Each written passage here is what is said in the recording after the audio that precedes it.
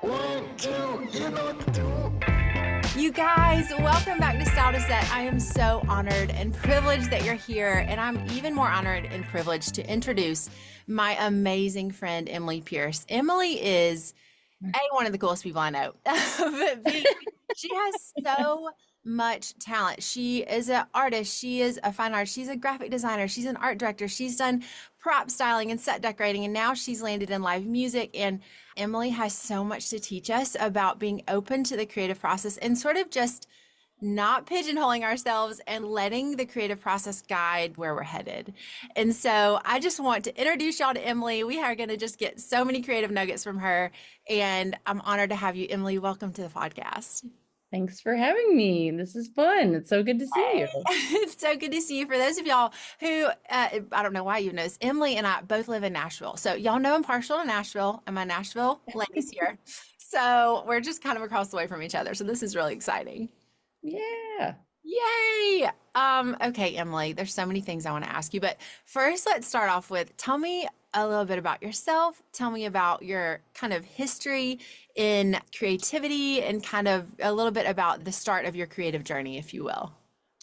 Oh, let's see how far back to go. I'll just start with I always been an artist. I went to school, ended up going to Belmont for graphic design. And I chose that path simply because the thought of being a starving artist was a little too much to swallow. And my parents are very practical. So they were like, you need to learn tools. Right. And they're like, what you do with them, you can do anything with them. Just you need to learn these things. And I was like, okay. Yeah. I had my godmother is a graphic designer. So I was like, I'll just dive into that and do that.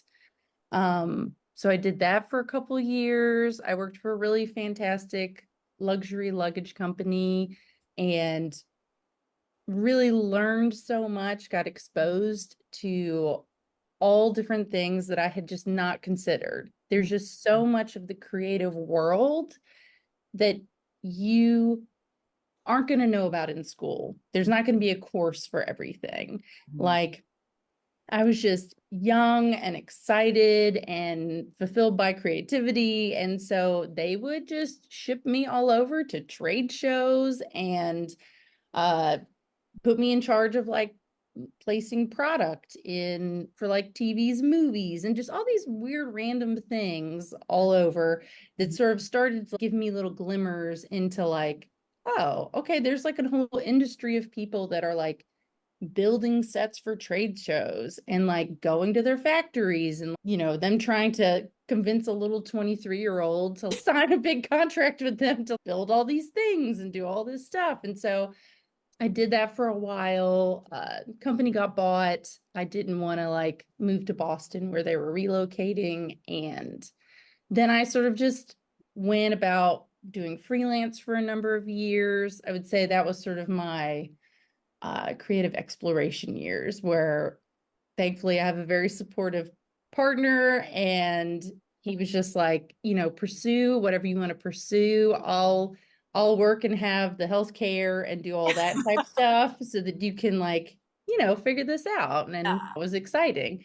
And so I did a number of things over the years with that. Tell me about that, Emily, because I know part of my story is I was full time as an art director at church and then just jumped right into freelance, sort of just jumped into the deep end, I feel like, of a little bit of an stable income. And like, you're like, tell me about what did that feel like for you? I know you said you had a supportive partner, but tell me about your heart during that time. Tell me about where maybe you were feeling led creatively. Like, what did you learn while you were doing that? Oh, well, I learned that it's very easy to waste time. Yes. That's incredibly easy to do. Yes, it is. But I think that the I think what is incredibly difficult about freelance, or at least was for me, Yeah. was that it's not wasting time. You get this, like, I always felt this need to like, I got to figure out like my niche and I just have to go and I have to build these walls and these parameters around this because that's kind of what you get taught generally Yeah.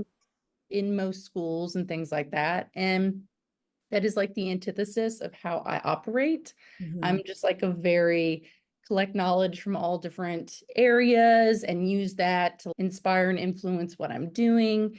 Mm. And it was just a really interesting time. Thankfully, I had a network of like, I still had contract work and freelance work that came from uh, working with the luxury brands, and had built other clientele just through word of mouth and being in this community and stuff like that. So Right. it wasn't a matter of a lack of work or anything like that. It was just the journey of trying to figure out like scratching a certain fulfillment or a certain itch in that kind of way, Yeah. which I wouldn't say that in that time I actually found it. It was just a time in open waters of just seeing, just touching electric fence, see if you liked it or not, and move on to the next thing. And Yeah. yeah, I found it was a lot of ups and downs. Mm-hmm. I I mean, totally. Yeah, I feel like that's such a good word because I think that nowadays, like you said, there's such pressure to niche yourself and there's such pressure to go like, oh, so and so is known for this thing. And Uh-huh. to not embrace the uncomfortableness of like, what if right now in my life as an artist, it's best for me to be really uncomfortable and like for me to Oh, really stretch. And sometimes like I'm learning my life like as a mother. There's so many things during the day where I'm like, oh, I'm so tired. I don't want to like, make lunches and pack and whatever it is, wipe dirty diapers, whatever. But I'm mhm. kind of learning that the things sometimes that I most don't want to do are actually the things that I most need to do. Oh, Do you feel that 100%. way? Oh, I feel like that sort of purgatory that I was in, a creative purgatory in a sense where like it did sort of just, cement like it's okay to be uncomfortable. It's okay Yeah. not to have the answer. It Yeah. is more about the journey than it is the destination. Mm. And it also just sort of opened the door to show me that like, as cheesy as this is, Mm. how other people are presenting themselves are not the reality Come on. of what Yes, they're like. ma'am. And it was just like a very crucial like age span in there that I was learning that sort of just gave me like Yeah. this little boost of confidence. Hmm. Not that I've ever lacked confidence, but Yeah. just this other little thing that was just kind of like, okay, I think I see behind the Oz curtain now fully, and I'm just gonna go for it. Just going to go for whatever and see where that takes me. And my general approach, and I think worked in my favor in a lot of that time, was that I'm a cheesy lifelong learner. I I love love that. No, that learning. makes the best artists. I feel like the most creative people I know are always trying to learn, trying to glean. Yeah, and it's Yeah. not, and it never is, and it's still for me, even the work I do now, Mm. what I love about my work and what I think are my strengths and what I derive the most pleasure from is the process. Yeah. Like when we get to the end and the deliverable package, by that time, I'm ready to send it off. And I have no qualms about sending it off. Mm. It's being in bed with that messy process Oh, of yeah. working with people, personalities, technical difficulties, whatever it is. Like I find that incredibly satisfying. I love that. So, okay, So, so yeah. going back to when you were saying like you're in that season where you're freelance and you're trying to like Mhm. touch electric fences and see what shocks and what doesn't. Mhm.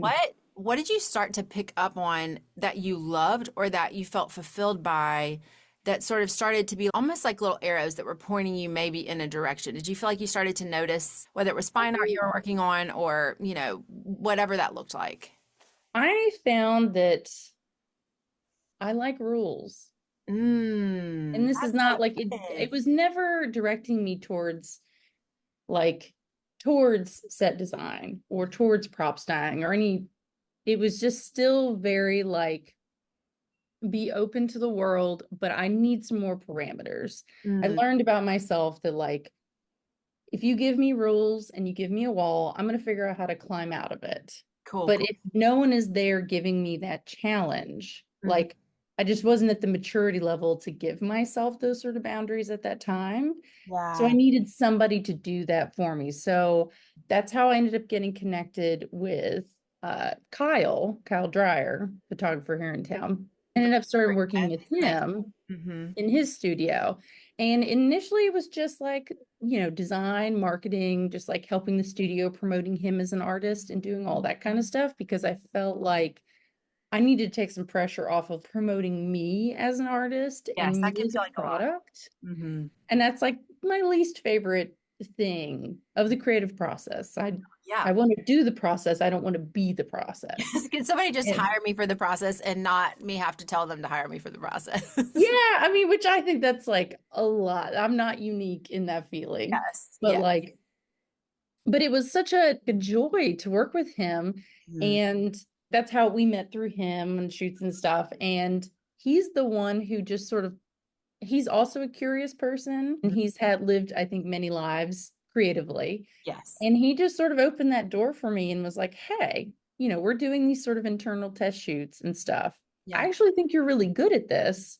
Mm. And he just started telling clients that I was he just totally just started telling them. And I am just that blind, confident enough person to just be like, Yeah. yeah, I got this. Yeah, And I'm you gonna. did have it. I mean, I remember the first shoot I worked with you on. I don't even remember. It was so many years ago. I was propsying and Emily was propsying, and I was like, this girl has got it going on. I mean, she knows what she's doing. Like, I never would have thought in a million years, like, this is maybe her first sort of. Oh, In- I mean, technically, no idea what I was doing, but I that's never the would have whole thought that. point is that I don't think you have to know. I think you just I have don't to have either. wherewithal and a willingness Yep. to observe and to go with the flow. Yeah. Yeah. And so I just within that whole world, I loved all of it. It was super great, clients great, lots of fun, Mhm. met a lot of really fantastic people, and got to observe a lot of different processes from Mhm. like different agencies and different groups. And I went freelance. I still worked with Kyle a good bit, but like I went freelance doing that and getting more into bigger scenic builds and stuff like that, just because I'm always just wanting more on my plate. Just Tell more me.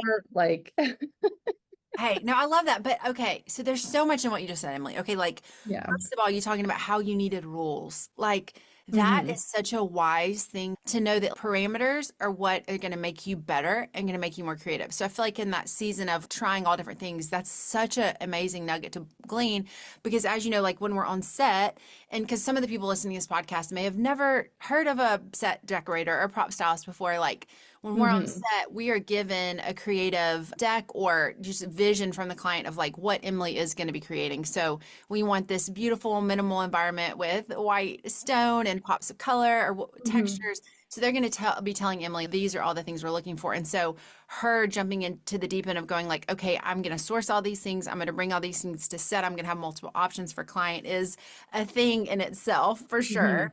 So the fact that you were able to walk into that is huge, but also then starting to look forward into what you're doing now because you mentioned you're now okay you're getting into building some bigger sets and taking on some bigger environments that you're creating. Tell me about that first bigger leap you took into making a bigger set or building something bigger than just when Emily and I were shooting food many years ago, it's sort of just like one surface Oh and yeah, it's plates pretty, and yeah. things, very simple. I mean, not necessarily simple is not the right word, but it's condensed, right? It's Very just tabletop. contained. It's Yes. not like a big world. I feel like for me, uh, there is, while incredibly fun, it wasn't creatively challenging enough for Like you me. wanted it to be. Yeah, for sure. Yeah, I just needed Yeah. more. That's another thing about me is that I know that I like variety. Yeah. I need change. I crave change.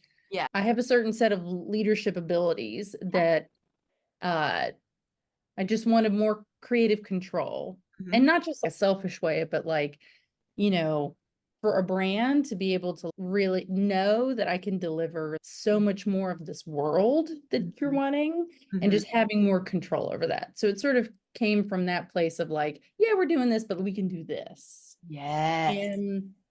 And just sort of chase that down. It was I love that. Tell me about, okay, because one project in particular I remember that I loved was when were you working with the lady that was, how old was she? oh, Batty Winkle. Yes, Batty Winkle. Tell me about that. And tell everybody who Batty is in case they don't know. Yeah. Oh, she is this, I can't remember if she's probably 93 or 94 now. I don't know, or Yeah. maybe even older. But it was her 90th birthday, and she's like this, like styling grandma, Yeah, basically, like she's a like a virally staple. popular. Yeah. And there was a shoot that was celebrating her in conjunction with some big financial brand. Uh, Um, that was just a hysterical shoot, by the way, because Tell me about, I what did you build? What were they asking you for? oh, well, we were just building like two sets in like a tiny studio, and just like, yeah, they'll come to you with these boards, and like, I don't know why a lot of people think to tell the art department last.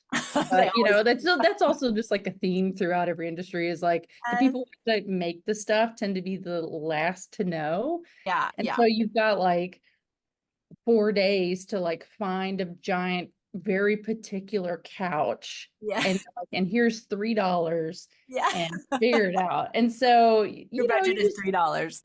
I'm telling you, it's a lot of Craigslist, and it's a lot of just hunting. If you like a hunt and you like a challenge, Yeah, and girl. just dyeing a couch and painting a couch, this massive couch, purple Oh, over the Lord. course of multiple days, and just praying that like this looks good on camera. I Holy, mean, there's a lot of just, things. If you saw a lot of props and a lot of costumes and any of that stuff in person, you'd be like, this is the fakest looking thing.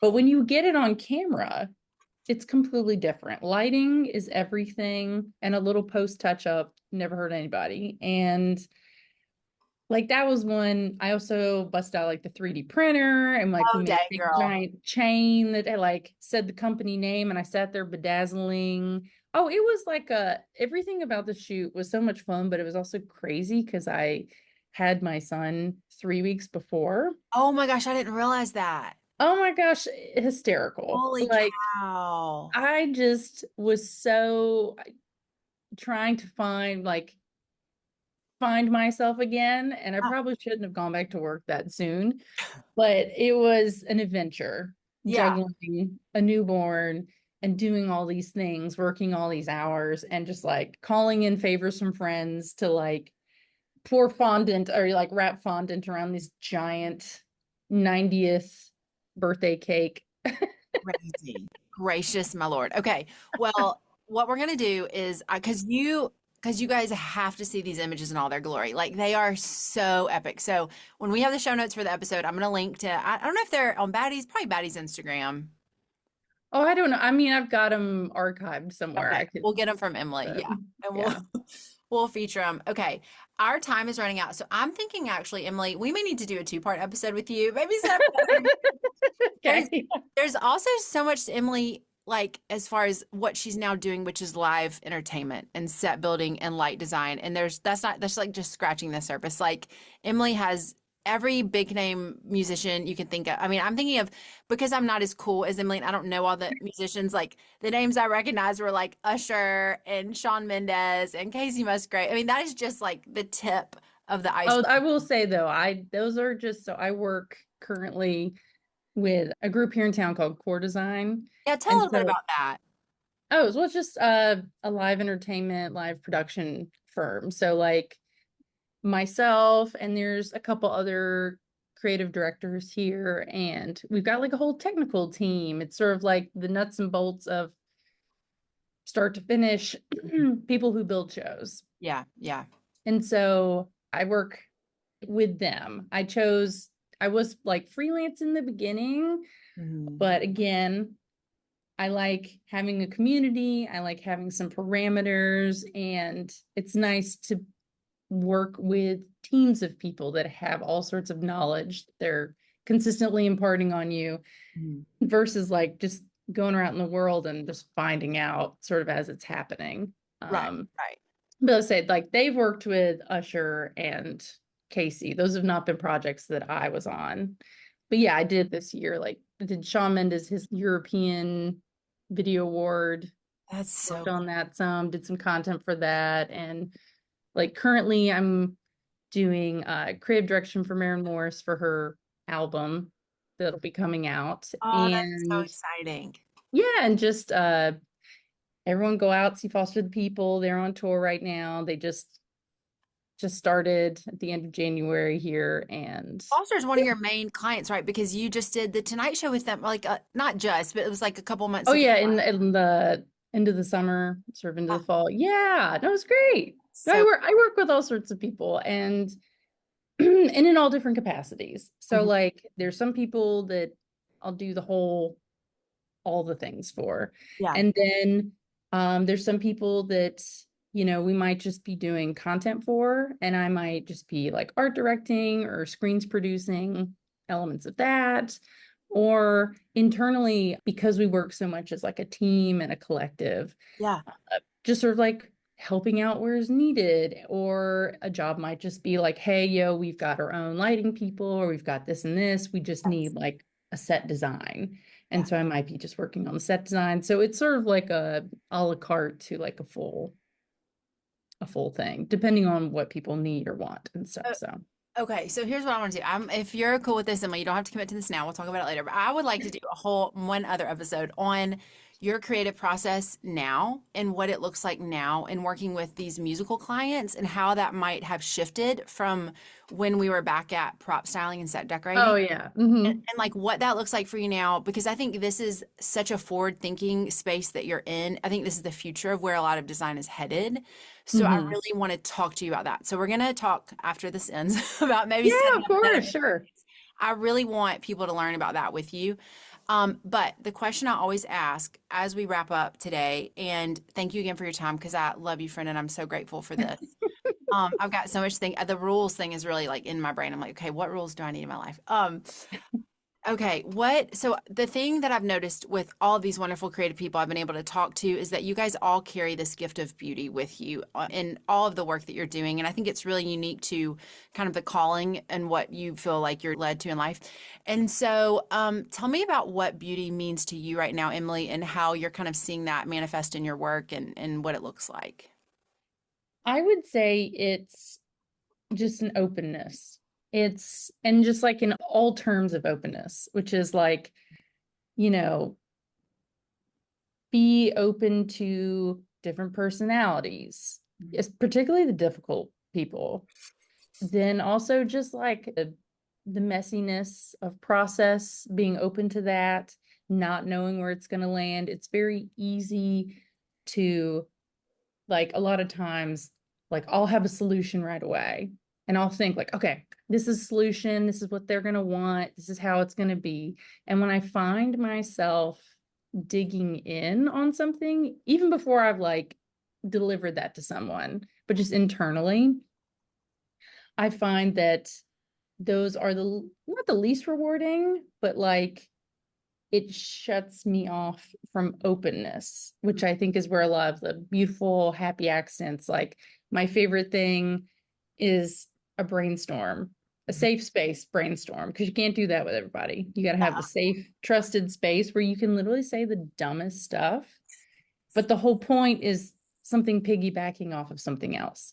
So to me, that's beauty, is just being open to not having the answer, and open to the process, and just open to the unknown.